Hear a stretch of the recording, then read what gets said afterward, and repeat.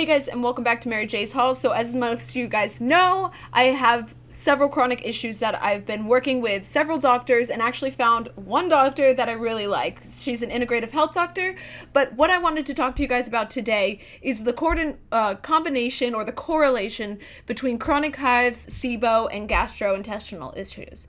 Now, I cannot say for sure that my hives were caused by SIBO, but what I can say for sure is that once I started my SIBO treatment, my hives got infinitely better. SIBO means small intestinal bacterial overgrowth. And as you guys know, this is my FMT channel. Unfortunately, FMTs do not have the potential to help SIBO due to the fact that it is small intestine.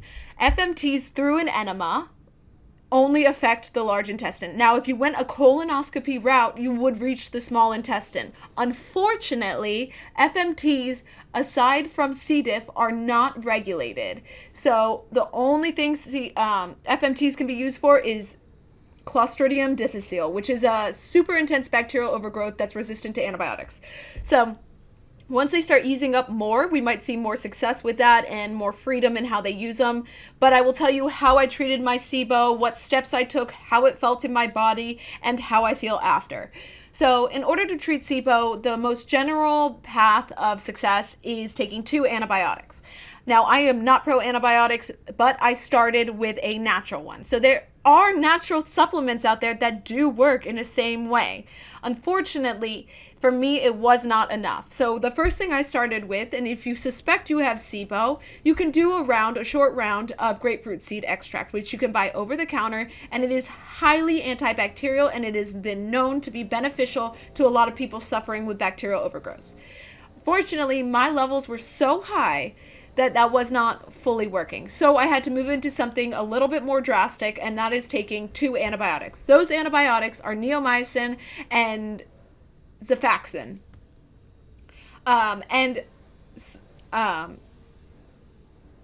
Sorry, brain fart. Okay. So the 2 antibiotics that I took are neomycin and Xifaxan.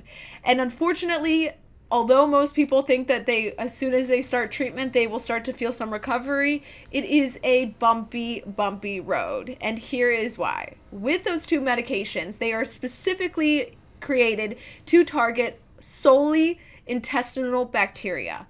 And once bacteria starts falling off, there's something called bacterial die-off. And what happens in this bad bacteria is dying off.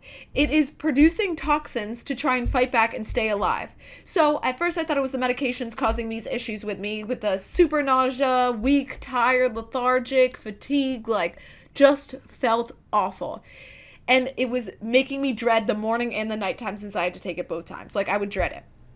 Once I read about Hertz syndrome, which is a side effect of these antibiotics, it made it a little bit more fun to take because you could feel the die-off in your body. What Hertz syndrome is that when the bacteria is dying off, it's producing the toxins to fight back and stay alive. So you will experience those harsh side effects such as nausea, vomiting, diarrhea. That was a big one for me. As well as headaches and just chills and just feeling awful.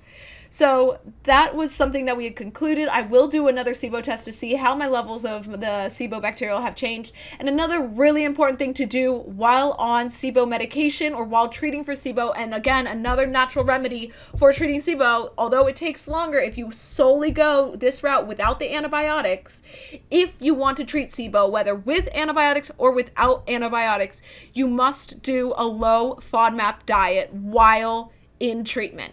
As soon as your treatment is over, you need to reintroduce some of these really good fermentable high fiber diets to you.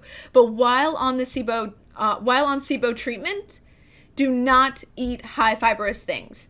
So there are certain lists out there of things you can and cannot eat with a low FODMAP diet. So while in treatment, follow a low FODMAP diet. And what that means is you are not taking in fermentable carbohydrates. Fermentable carbohydrates tend to lower the productivity of the antibiotic and the die-off because that's what those bad bacteria feed on. Once you're off the antibiotics and you feel like your SIBO is cured, instantly get back into that high fiber diet. So broccoli, legumes like cheeses, yogurt, but kimchi, kombucha, whatever you want to do it. There's lists out there for low FODMAP, and then post antibiotic treatment or post SIBO treatment diets. And those are very important if you want to maximize the bad bacterial die-off in your body. So guys, I think that's pretty much everything I had to say on SIBO. I forget which test I took for that. I believe it was a Dutch test, but I will put the link below for those tests that I took to figure out how high my levels of SIBO are. Now, there's 2 different types of SIBO. I know there's a methane SIBO and I think a hydrogen SIBO. Now, I personally had the methane version of SIBO, which is the harder one to kill, unfortunately. But I think I did it. I'm feeling better. I definitely am feeling better. I'm going more regularly. For some reason, I'm still getting a lot of bloat, but overall, my hives have been much, much better. So have my stools, and my stool frequency, which is really great for me. So guys, thank you so much for watching this. Make sure to like this. And sorry, my throat is a little bit sore today. Make sure to like this video, subscribe, and comment below if you have any questions or would like to ask me any specific things or how I went about certain things, or even if you want my doctor's information, I can give that to you and you guys can do telehealth visits and she sends the stuff to you.